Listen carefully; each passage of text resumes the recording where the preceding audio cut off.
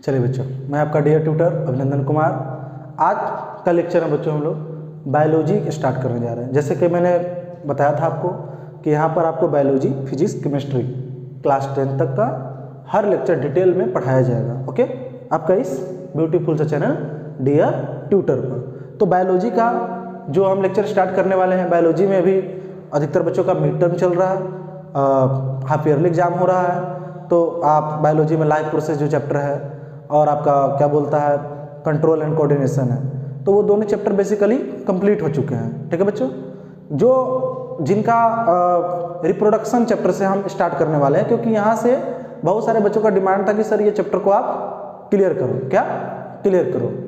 तो हम life process और कंट्रोल एंड कोऑर्डिनेशन का भी चैप्टर को डालेंगे, लेकिन आज जो स्टार्ट किया जा रहा है वो हाउ डू ऑर्गेनिज्म रिप्रोड्यूस, जो चैप्टर का नाम है हाउ डू ऑर्गेनिज्म रिप्रोड्यूस। ठीक है बच्चों, इसको देखेंगे कि ऑर्गेनिज्म रिप्रोड्यूस यानी रिप्रोडक्शन कैसे करता है।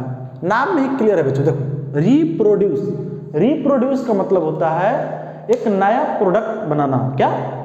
नया प्रोडक्ट बनाना। बात समझ में आ रहा कि नहीं आ रहा? लेकिन एनसीईआरटी जो सवाल किया है कि why organism reproduce, why do organism reproduce, NCERT question करता है। एनसीईआरटी में स्टार्ट ही ऐसे हुआ है कि ऑर्गेनिज्म रिप्रोड्यूस क्यों करेगा, रिप्रोडक्शन की जरूरत क्यों है। बेसिकली बात है बच्चों, रिप्रोडक्शन जो है वो कोई लाइफ इसेंशियल लाइफ प्रोसेस नहीं है। मेरी बात को समझिएगा। जैसे इसेंशियल लाइफ प्रोसेस की अगर बात करें, इसमें न्यूट्रिशन आपका आ गया, ठीक है बच्चों, न्यूट्रिशन आ गया, एक्सक्रीशन आ गया, है ना, रेस्पायरेशन आ गया, सर्कुलेशन आ गया, है ना, और सर्कुलेशन आ गया, ट्रांसपोर्ट में जिसको हम लोग पढ़ते हैं, ये सब क्या है? लाइफ प्रोसेस है। मतलब अगर किसी ऑर्गेनिज्म को सरवाइव करना है तो इन सभी प्रोसेस को क्या करना पड़ेगा? कैरी आउट करना पड़ेगा। क्या? कैरी आउट करना पड़ेगा। लेकिन रिप्रोडक्शन, अगर कोई ऑर्गेनिज्म रिप्रोडक्शन नहीं कर रहा है, मतलब अगर किसी ऑर्गेनिज्म का या कोई, अगर मैं इंसान का ही बात करता हूं जिसके बच्चे नहीं है, क्या वो जिंदा नहीं है? क्या आप देखते हो बहुत सारे व्यक्ति जो शादी नहीं किए हुए हैं या शादी किए हुए हैं, उनके कोई बच्चे नहीं है, तो क्या वो जीवित नहीं है? बिल्कुल है। बात समझ आ रहा नहीं आ रहा है? ठीक है, तो ये रिप्रोडक्शन की जरूरत क्यों पड़ी? क्या रिप्रोडक्शन की जरूरत क्यों पड़ी? क्योंकि ये तो इसेंशियल लाइफ प्रोसेस है नहीं, है ना। तो पहली बात, व्हाई डू ऑर्गेनिज्म रिप्रोड्यूस का मतलब यही हुआ कि ये रिप्रोडक्शन की जरूरत क्यों पड़ा, ये क्वेश्चन पूछ रहा है। बिकॉज समझिएगा बात को, because reproduction is not an essential life process. बिल्कुल एनसीईआरटी ने क्लियरली लिखा है, लाइफ प्रोसेस अनलाइक न्यूट्रिशन, जैसे है ना, न्यूट्रिशन, रेस्पायरेशन, है ना, respiration, nutrition, respiration, excretion, etc.. बोलिए बच्चों, आप लाइफ प्रोसेस चैप्टर में पढ़े होंगे। लाइफ प्रोसेस क्या होता है? The basic function performed by an organism to sustain their life. मेरी बात समझ में आ रहा कि नहीं आ रहा? उसमें ये सब पढ़ना रहता है, न्यूट्रिशन रहता है, रेस्पिरेशन रहता है, एक्सक्रीशन रहता है। देखिए, तो ये तो ना तो लाइफ प्रोसेस का कोई एसेंशियल पार्ट नहीं है। फिर रिप्रोडक्शन की जरूरत क्यों पड़ी? क्या? क्योंकि अगर हम रिप्रोडक्शन में पार्ट नहीं लेते हैं, अगर हम नहीं चाहते कि हमारे बच्चे हो, यस या नो, हम अपने ऐसा ऑर्गेनिज्म नहीं बनाना चाहते हैं, फिर भी हम जीवित रह सकते हैं। लेकिन एक और क्वेश्चन है, रिप्रोडक्शन जो प्रोसेस है, क्या अगर कोई ऑर्गेनिज्म, क्या कोई organism, if an organism participate in reproduction, क्या रिप्रोडक्शन में पार्टिसिपेट करता है, then there is a lot of waste of energy and resource. मैंने बोला अगर कोई ऑर्गेनिज्म रिप्रोडक्शन में पार्टिसिपेट कर रहा है तो उसका एनर्जी और रिसोर्स का बहुत ज़्यादा वेस्टेज है। बस में आ रहा कि नहीं आ रहा? तो हम ऐसा प्रोसेस क्यों कैरी आउट करें जिसमें एनर्जी का एक्सपेंडिचर हो रहा है, एनर्जी का खर्च हो रहा है, जो हमको बेसिक प्रोसेस जो हमारे मतलब लाइफ को सस्टेन करने के लिए जरूरत भी नहीं है। मेरी बात को समझिएगा, मैं क्या बोल रहा हूँ। अगर वैसा प्रोसेस हम क्यों करें, हम ऐसा काम तो नहीं ना करते हैं जिसमें हमारा एनर्जी वेस्ट जाए। हम वैसा काम करते हैं, और वो एनर्जी कहाँ वेस्ट करते हैं, हम एनर्जी कहाँ वेस्ट करते हैं बच्चों? आप क्लियरली आप समझ सकते हो, 10th के बच्चे हैं, हम यहाँ पर एनर्जी कहाँ लगाएंगे? जहाँ पर हमारा फायदा हो। क्या फायदा? बात समझना। दूसरी बात कि वो एनर्जी जो एक्सपेंडिचर जा रहा है, वो खर्च जा रहा है, वो बिना मतलब का खर्च हो रहा है, उससे वो कोई लेना देना नहीं है। अगर वो नहीं भी काम करे, अगर कोई ऑर्गेनिज्म रिप्रोडक्शन में पार्टिसिपेट नहीं भी करेगा, फिर भी वो जीवित रह सकता है, फिर भी अपना वो नॉर्मल सर्वाइव कर सकता है, फिर रिप्रोडक्शन की जरूरत क्यों पड़ी? तो ये सब सवाल है, यस या नो, कि वाई ऑर्गेनिज्म रिप्रोड्यूस, जिसको हम लेटर क्या करेंगे, डिस्कस करेंगे। क्या डिस्कस करेंगे? Because there is a lot of waste of energy and resource, है ना। अब इसका जो आंसर आएगा आपका डिफरेंट डिफरेंट आएगा, हर व्यक्ति का क्या रहेगा, answer will be different, yes या नो। मेरी बात समझिएगा, आंसर सबका क्या रहेगा बच्चों, अलग अलग रहेगा, ठीक है। अभी हम बात करते हैं रिप्रोडक्शन होता क्या है, उसके बाद रिप्रोडक्शन में क्या क्या स्टेप है, उसकी जरूरत क्यों है, ये सब हम देखते हुए आगे बढ़ेंगे, ठीक है बच्चों। एनसीईआरटी का सवाल था, एनसीईआरटी ने लिखा था कि व्हाई डू ऑर्गेनिज्म रिप्रोड्यूस, तो उसको मैंने यहाँ पर बताया। अब हम देखेंगे क्या रिप्रोडक्शन होता क्या है, क्या रिप्रोडक्शन होता क्या है। तो देखिए बच्चों, अगर रिप्रोडक्शन को डिफाइन करें, रिप्रोडक्शन तो क्या है, it is the formation of, it is the process of formation, कर लो, process of, it is the process of formation of young ones by grown up individual, grown up individual. ये मैंने जो word लिखा है इसको ध्यान में देखिएगा। मैंने लिखा reproduction is the process of formation of young once, baby भी बोल सकते हैं, ऑफस्प्रिंग भी बोल सकते हैं, सब चलेगा, बाय ग्रोन अप इंडिविजुअल। इसका मतलब क्या हुआ बच्चों, जो भी ऑर्गेनिज्म रिप्रोडक्शन में पार्ट लेता है तो पहले उसकी रिप्रोडक्टिव पार्ट्स फंक्शनल होना चाहिए। अब जैसे हम इंसान में देख लीजिए, हम तो जन्म लेते हैं, जन्म लेने के साथ क्या रिप्रोडक्शन करने लगते हैं, नहीं ना, बोलिए। हमारा जन्म हुआ, हम एक छोटे थे, छोटा सा रहते हैं, 5 साल 10 साल 15 14-15 साल की उम्र में, हम प्यूबर्टी एज में, अपने 8th क्लास में पढ़ा होगा, हमारा जो सेक्सुअल पार्ट होते हैं, सेक्सुअल ऑर्गन होता है, क्या वो फंक्शन करना स्टार्ट करता है? बात में आ रहा है? तो उस समय तक हम क्या कर जाते हैं, ग्रोन अप हो जाते हैं, सेक्सुअली मैच्योर हो जाते हैं, यस या नो। और हम रिप्रोडक्शन में क्या करते हैं, पार्टिसिपेट। उसका मतलब यही है, ग्रोन अप इंडिविजुअल का मतलब यही है। मेरी बात समझ में क्लियर है ना? या इसको ऐसे भी डिफाइन कर सकते हैं बिल्कुल बेसिक तरह से, है ना। The process of producing of young once of its own kind. देखिए बच्चों, ओन काइंड का मतलब समझिए, the process of producing of young once of its own kind, मतलब जो भी ऑर्गेनिज्म होगा, जो भी ऑर्गेनिज्म होगा उसका यंग वंस भी उसी के जैसा होगा, है ना। रिप्रोडक्शन वही कहलाता है। मेरी बात समझिएगा, रिप्रोडक्शन में क्या होता है, जो भी ऑर्गेनिज्म, जैसे कि एलिफेंट का जो यंग वंस होगा एलिफेंट के जैसा ही सिमिलर होगा, आइडेंटिकल नहीं होगा, आइडेंटिकल मैं नहीं बोल रहा हूँ, लेकिन एलिफेंट का एक सूंड रहता है, ट्रंक रहता है, 4 पैर रहता है, 2 दांत बाहर निकले रहते हैं, तो जो बेबी एलिफेंट होगा उसी जैसा होगा ना। बोलो, हम इंसान हैं, हमारे हम इंसान जो है, हमारे बच्चे जो होंगे हमारे तरह ही होंगे। मैं बार बार बोल रहा हूँ, सिमिलर, मतलब हमारे ऐसे 2 हाथ उसका होगा, 2 पैर होगा, फेस होगा, यस या नो। बात समझ आ रहा नहीं आ रहा? आइडेंटिकल नहीं होगा, वो अलग चीज है, तो वही मैंने लिखा है the process of producing of young ones of its own kind, या आप इसके जगह पर सिमिलर काइंड भी लिख सकते हो। इसे हम लोग क्या बोलते हैं बच्चों? रिप्रोडक्शन। क्या बोलते हैं? रिप्रोडक्शन। मेरी बात समझ में आ रहा है? तो रिप्रोडक्शन का ये डिफिनीशन हो गया। रिप्रोडक्शन का मतलब ही होता है अपने जैसे ऑर्गेनिज्म का क्या करना, नए ऑर्गेनिज्म का क्या करना, निर्माण करना। क्या करना?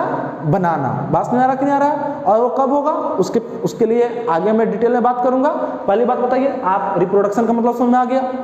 ओके, चलिए आगे देखते हैं।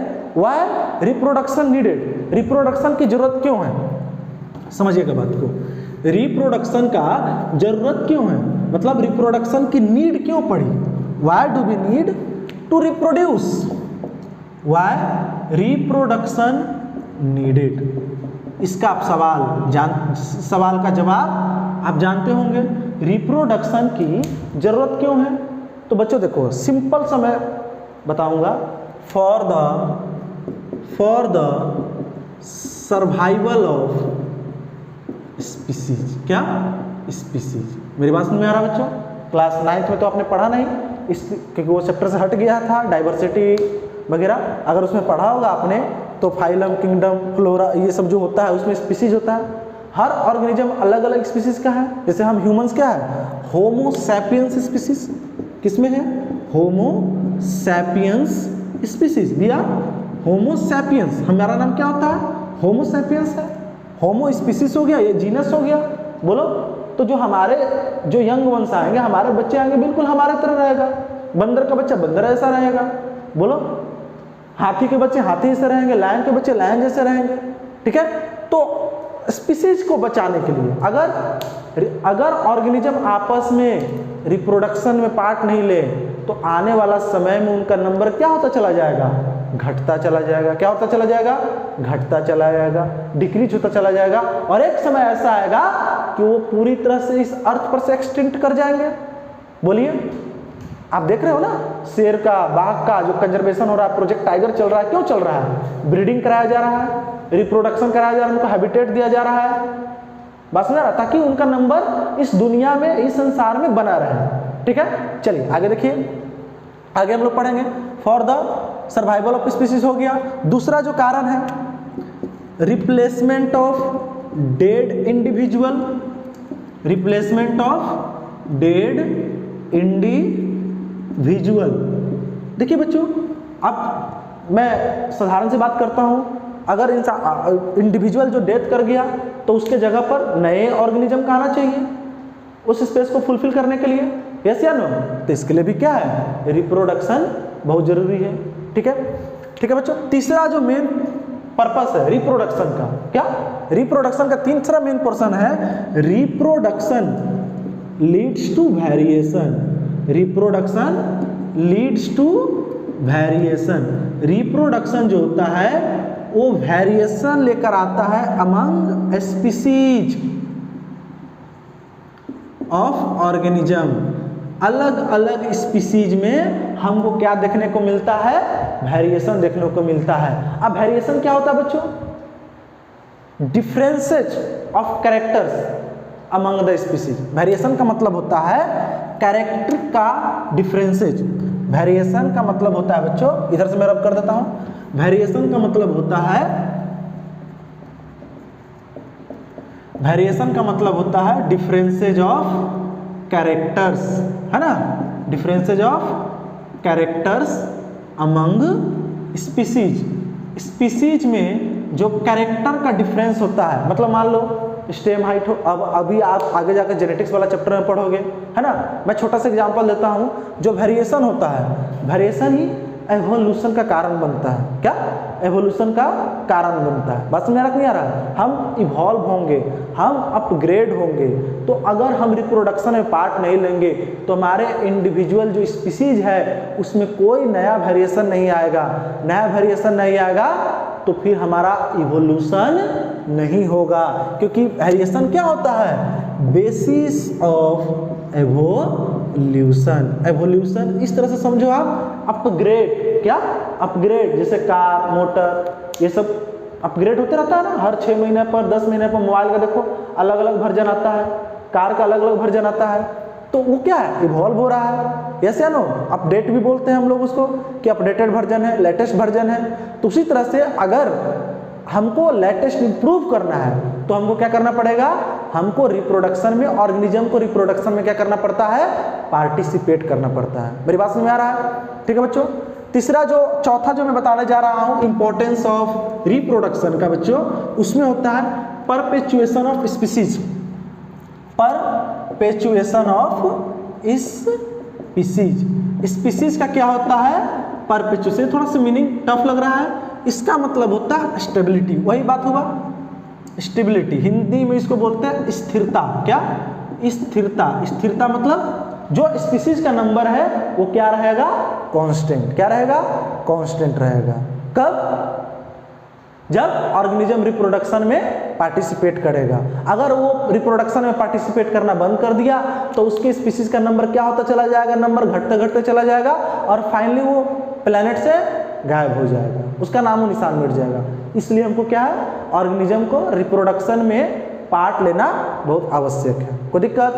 तो बेसिक बातें मैंने बता दिया, रिप्रोडक्शन क्यों जरूरी है, रिप्रोडक्शन होता क्या है और इंपॉर्टेंस ऑफ रिप्रोडक्शन क्या है। अब देखो बच्चों, समझना की कोशिश करना, do organism make exact copy of themselves?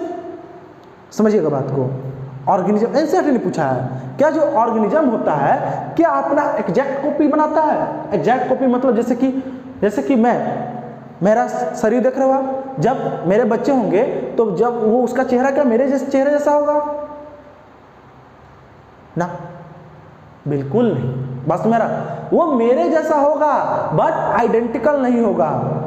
वो क्या होगा, सिमिलर होगा। क्या होगा बच्चों, सिमिलर होगा, लेकिन एक जैसे कि हम शकल नहीं होगा। मेरी बात को समझिएगा, जैसे फिल्मों में देखते हो ना, ट्विन इफेक्ट देखते हो, डबल रोल देखते हो, एक हीरो रहता है उसका दो शकल हम दोनों का सेम रहता है, वैसा नहीं होता है।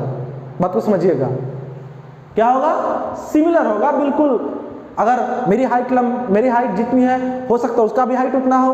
बात में नहीं आ रहा है, स्किन कलर मेरे ऐसा हो, लेकिन हम दोनों आइडेंटिकल नहीं होंगे। क्या? आइडेंटिकल नहीं होंगे। तो ये होता कैसे है? ये होता है बच्चों डीएनए कोपिंग। क्या? डीएनए कोपिंग के द्वारा। देखिए समझिएगा बात को। क्वेश्चन है do organism make exact copy of themselves? क्या जो ऑर्गेनिज्म होता है अपना एग्जैक्ट कॉपी बनाता है, बिल्कुल अपने जैसा ऑर्गेनिज्म को तैयार करता है? क्योंकि आपने तो पूछना चाहिए था कि सर जो आपने बताया कि अपने जैसा प्रोड्यूस करेगा, यस या नो, प्रोड्यूस करेगा, बात में आ रहा नहीं कर रहा है, लेकिन क्या एग्जैक्ट कॉपी बनाएगा? बोलिए, चलिए दिखाइए, आगे देखिएगा। Do organism make exact copy of themselves? The young ones, समझिएगा बात को, the young ones produce will be similar, किसके ऐसा होगा? सिमिलर टू देयर पेरेंट्स, अपने पेरेंट से मिलता जुलता होगा, but not to be identical, identical नहीं होगा। मेरी बात समझ में आ रहा है? समझोगे बच्चों? चलिए आगे देखते हैं। मैं बोल रहा हूं the young ones produce will be similar to their parent but not to be identical. ठीक है बच्चों? अब देखिए ऑर्गेनिज्म सिमिलर क्यों दिखता है, उसके पीछे भी रीजन है ना, और आइडेंटिकल क्यों नहीं दिखता है, उसके भी पीछे रीजन है, और ये हम पढ़ेंगे डीएनए कॉपी में। किसे पढ़ेंगे बच्चों? डीएनए कॉपी में। देखिए ऑर्गेनिज्म जो होता है बच्चों, ऑर्गेनिज्म सिमिलर दिखता है because organisms look similar. Organism क्या हो रहा है? सिमिलर दिख रहा है, एक जैसा दिख रहा है, because their body design are similar. Organism जो है, हर ऑर्गेनिज्म, जैसे अगर ह्यूमन का बात करें तो ह्यूमन का सभी का देखना, 2 हाथ 2 पैर है ना, 2 कान है ना, बॉडी हेयर, अगर मेल है तो उसके बियर्ड रहेगा, है ना। फीमेल है तो उनका फीमेल का फेशियल स्ट्रक्चर थोड़ा पतला होता है, यस या नो। तो कहने का मतलब होता है कि organism look similar because their body design are to be similar. Body design क्या है? Because their body design are similar, उनका बॉडी डिजाइन है बच्चों सिमिलर, क्या है? सिमिलर है। और अगर उनका बॉडी डिजाइन सिमिलर है, क्या? अगर बॉडी डिजाइन सिमिलर है, इसका मतलब जो ब्लूप्रिंट है उस बॉडी डिजाइन का वो भी तो सिमिलर रहेगा। नहीं समझा? मेरी बात तो समझिएगा, मैं क्या कहना चाह रहा हूँ। ब्लूप्रिंट कहने का मतलब जैसे कि एक मकान बनाते हैं, दो मकान बनाते हैं, उसी के जैसा एक और मकान बनाना है तो उसका हम ब्लूप्रिंट लेंगे, बिल्कुल सेम लेंथ पर, ब्रेथ पर, कितना हाइट पर, कितना फीट का किचन बनेगा, ये सब वो ब्लूप्रिंट हुआ। क्या हुआ? ब्लू। जो हमारा शरीर इतना बड़ा बना हुआ है, ढांचा बना हुआ है, इसका एक स्ट्रक्चर है ना बच्चों, हड्डी कितनी है, कौन हड्डी कहाँ पर जुटा हुआ है, अगर थोड़ा सा भी स्ट्रक्चर में चेंज आता है तो देखना पूरा स्ट्रक्चर ही, शरीर का डिजाइन ही गड़बड़ा जाएगा। नहीं समझे? तो वही मैं लिख रहा हूँ, organism look similar because their body design are similar. ध्यान दीजिएगा, if their body design are to be similar, अगर उनका बॉडी डिजाइन सिमिलर है, इसका मतलब हुआ the blueprints of their body design are also similar. Yes या नो? क्या? अगर उनका बॉडी डिजाइन सिमिलर है बच्चों तो उनका जो शरीर का बनावट का जो ढांचा होगा वो भी तो सिमिलर होगा। यस या नो? बस में आ रहा नहीं आ रहा है? ऑर्गेनिज्म क्या है? ऑर्गेनिज्म सिमिलर दिखता है क्योंकि उनका बॉडी डिजाइन क्या है? सिमिलर है। अगर बॉडी डिजाइन सिमिलर है, इसका मतलब जो बॉडी डिजाइन का ब्लूप्रिंट होगा वो भी तो सिमिलर होगा। नहीं समझे? तो इसका मतलब ये हुआ बच्चों, ध्यान दीजिएगा कि रिप्रोडक्शन जो होगा मोस्ट उसका बेसिक लेवल है, बेसिक लेवल ऑफ रिप्रोडक्शन वो क्या है? Making exact copy of the blueprint of the design, है ना। Making exact copies of the blueprint of the body design. मतलब रिप्रोडक्शन अगर शुरुआत होगी, रिप्रोडक्शन मतलब नया ऑर्गेनिज्म जो बनना स्टार्ट होगा वो क्या करेगा? वो जिस ऑर्गेनिज्म का जो यंगवंश है, यंगवंश का जो बॉडी डिजाइन होगा, क्या उसके पेरेंट के जैसा बनना स्टार्ट होगा कि नहीं होगा? मतलब उसी के जैसा कॉपी बनाना स्टार्ट होगा कि नहीं होगा? आप समझो, ऐसे समझो। मान लो ये स्क्वायर है, क्या बच्चों? ये स्क्वायर है। अगर मुझे इसी के जैसा स्क्वायर बनाना है तो मैं बिल्कुल ऐसा स्क्वायर बनाऊंगा कि नहीं बनाऊंगा? ध्यान दो, बोलो। अगर ये सर्कल है, ये सर्कल है, अगर दोनों सर्कल, एक और सर्कल मुझे बनाना है तो मैं क्या करूंगा? दोनों का रेडियस सेम करूंगा।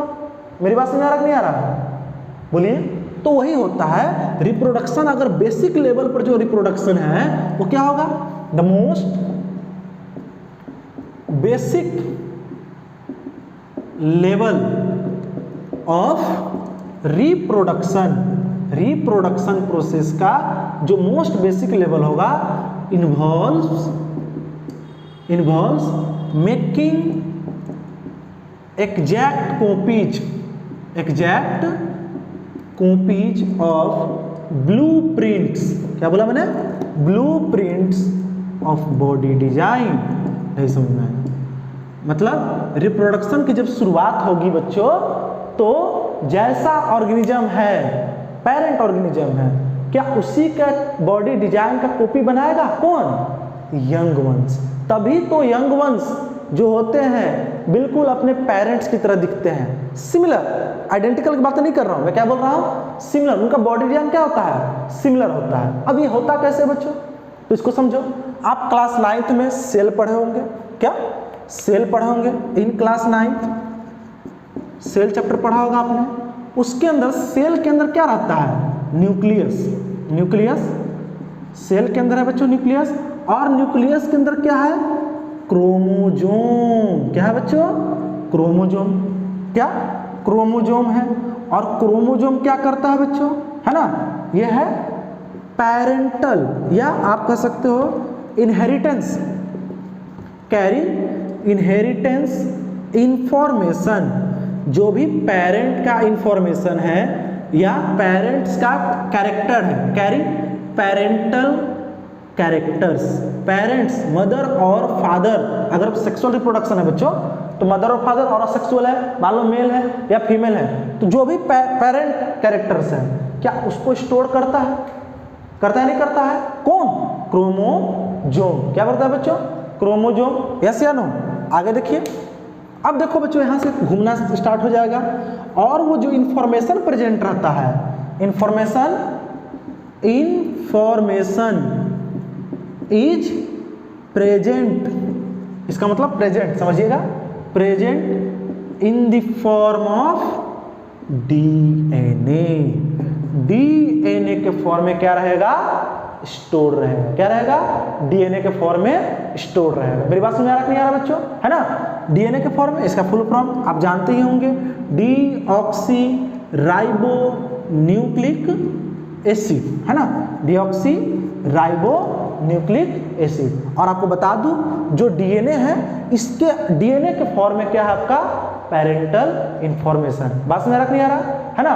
और डीएनए जो होता है बच्चों, DNA it is the information, फिर से मैं अच्छे से लिख देता हूं, ध्यान दीजिएगा, जो प्रोटीन बनता है, क्या जो प्रोटीन बनता है वो किसके? प्रोटीन किससे बनता है? डीएनए किससे बनता है ना? तो डीएनए जो है बच्चों वो है information source for making protein. Protein बनाने के लिए क्या चाहिए? डीएनए चाहिए। डीएनए चाहिए, क्या चाहिए? डीएनए चाहिए। अब बताओ, मेरी बात को समझिएगा, अगर इंफॉर्मेशन चेंज हो गया, क्या चेंज हो गया, तो बताओ protein, different protein will be made.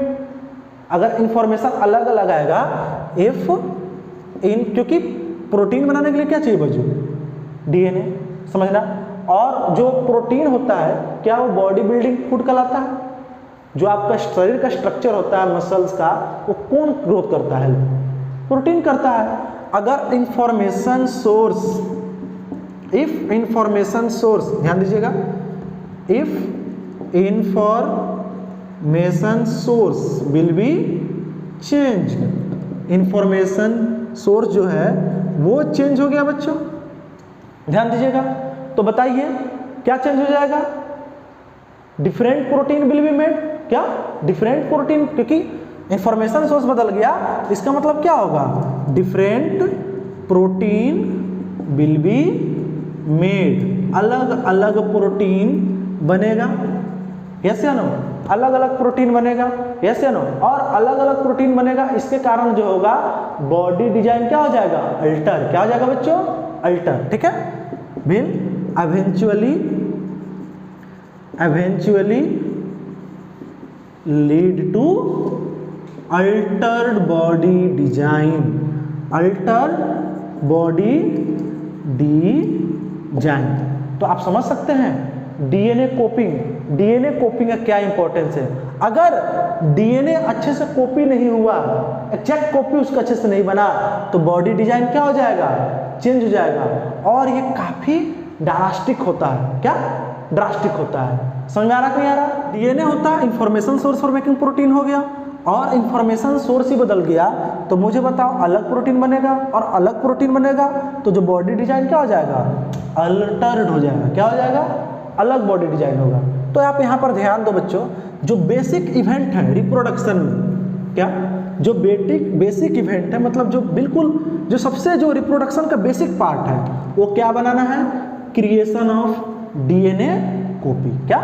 Basic event in reproduction.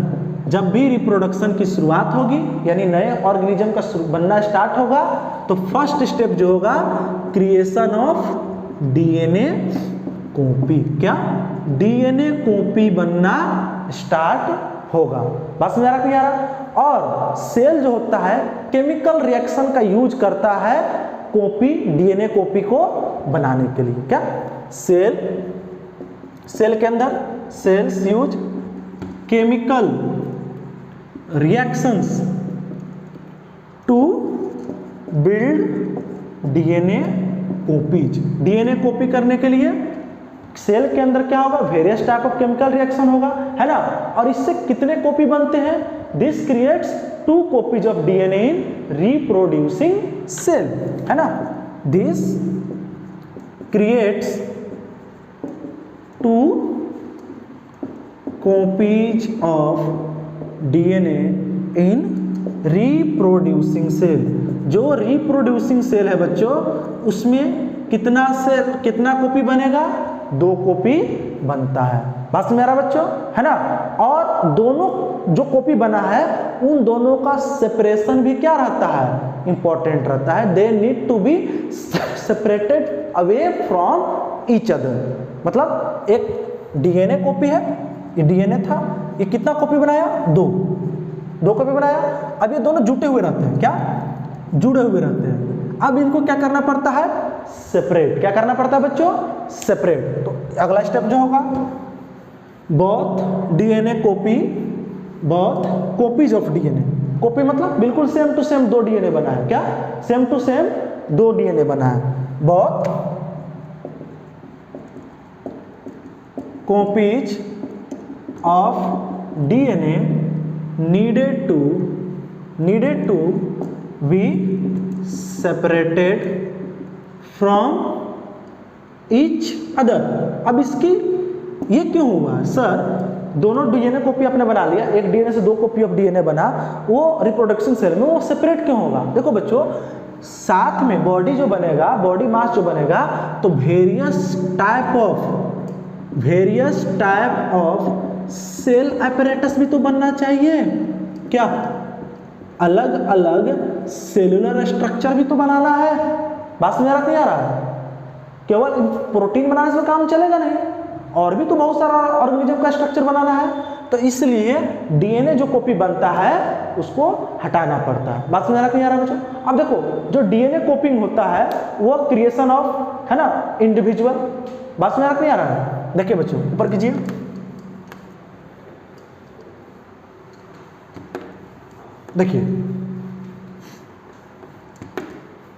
देखिएगा, समझिएगा।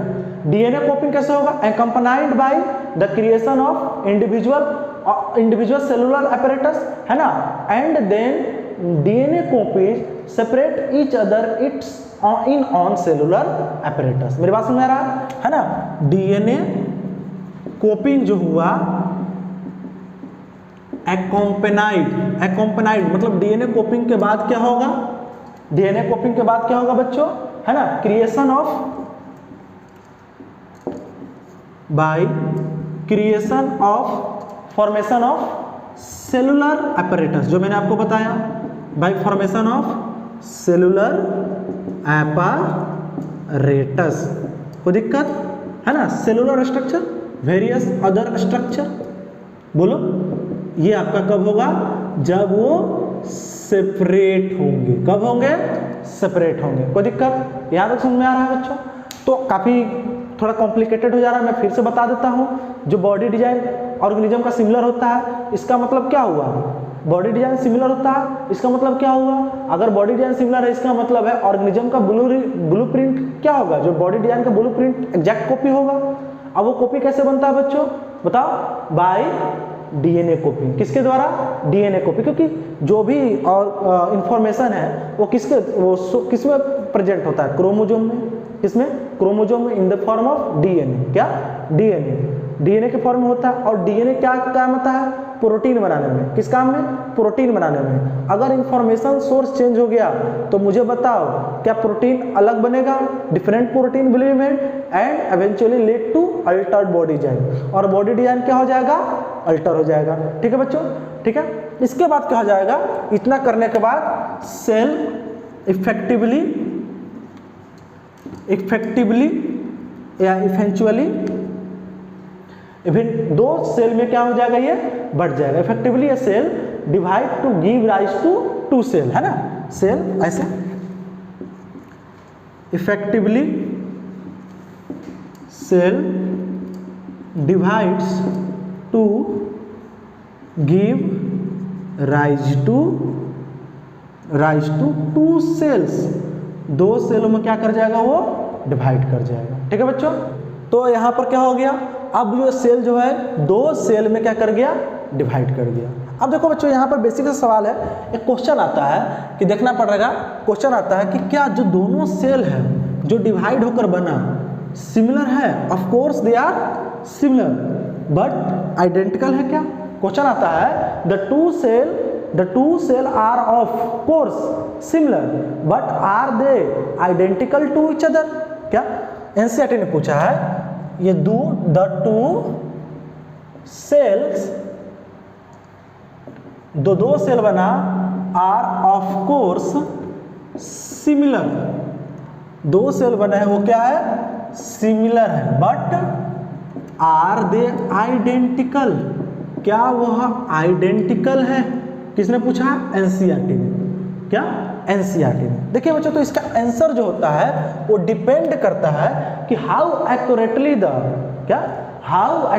The DNA coping mechanism involve, DNA जो कॉपी हुआ है या डीएनए कोपिंग रिएक्शन हुआ है वो कैसे इन्वॉल्व हुआ है। बात में रख नहीं आ रहा है। The answer will depend on how DNA coping reaction, DNA copy, how accurately मतलब कितना सही है, अगर DNA कॉपी एक्यूरेट है या नहीं है, वही मैं लिख रहा हूं। The answer will depend on how accurately DNA copying occur कर दो।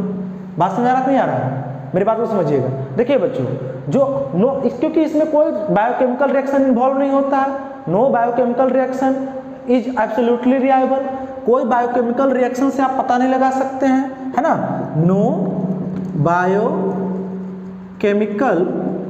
रिएक्शन एब्सोल्युटली रिलायबल, कोई बायोकेमिकल रिएक्शन जो है वो पूरा आपको एब्सोल्यूट मतलब क्या होता है, 100% इसका जानकारी देगा। It is only to be expected that the process of DNA copying, क्या जो ये डीएनए कोपिंग का जो प्रोसेस होता है will be have some variation each time.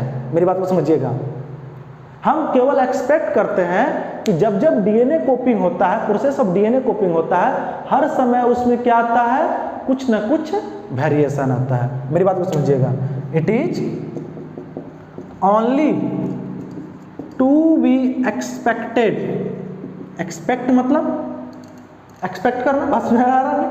It is only to be expected that DNA copying have variation, some variation, क्या कुछ variation होगा। और मैंने आपको वेरिएशन का मतलब बता ही दिया।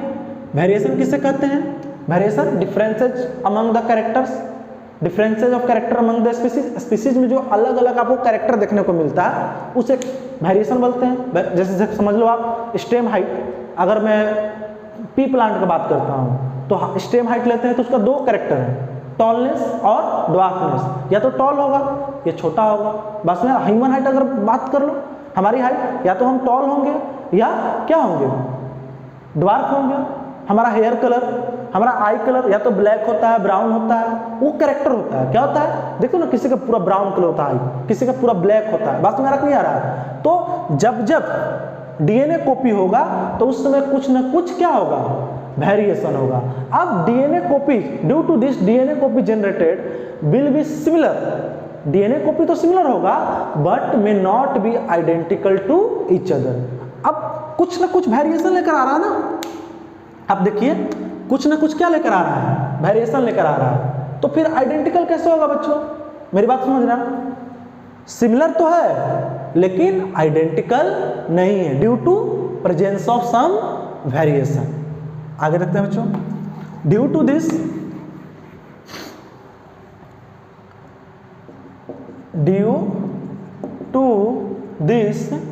द डीएनए कॉपी, है ना, copy are similar but not identical. क्यों आइडेंटिकल नहीं है, क्योंकि उसमें कुछ ना कुछ क्या है, have gone through some variation, have some variation, कुछ उसके कैरेक्टरिस्टिक्स में क्या है, डिफरेंसेज है। कोई दिक्कत, उसमें वेरिएशन क्या है, दिक्कत है। अब देखो बच्चों, वेरिएशन कभी कभी बहुत ज़्यादा ड्रास्टिक हो जाता है, किसी किसी ऑर्गेनिज्म में बहुत ज़्यादा वेरिएशन देखने को मिलता है, ठीक है बच्चों। तो जो नया डीएनए जो होता है वो क्या करता है, can not work with cellular apparatus, बात समझ आ नहीं आ रहा है, ठीक है। समटाइम्स देखिएगा, sometimes variation may be drastic, बहुत ड्रास्टिक मतलब खतरनाक लेवल का वेरिएशन हो गया। जो ऑर्गेनिज्म, न्यू ऑर्गेनिज्म आया, उसका जो नॉर्मल ऑर्गेनिज्म से बिल्कुल स्ट्रक्चर अलग है, क्या, इससे DNA copy can not work with cellular apparatus, है ना। सो डीएनए कॉपी, जो डीएनए कॉपी है वह सेल के apparatus, जो सेलुलर apparatus है, जो सेल का वेरियस बॉडी का स्ट्रक्चर है, can not work with cellular apparatus, मेरी बात समझ आएगा, और organism will die, organism simply क्या कर जाएगा, डाई, विल बी डाई, वो क्या कर जाएगा, मर जाएगा, सर्वाइव नहीं करेगा, विल नॉट सर्वाइव, सर्वाइव नहीं कर पाएगा, कौन, ऑर्गेनिज्म, ठीक है। लेकिन जो वेरिएशन जो है वो हमारे लिए अच्छा भी है, क्या, वेरिएशन क्या है, अच्छा भी है। सम टाइम कभी कभी ड्रास्टिक होता है, वेरिएशन आर हेल्पफुल, वेरिएशन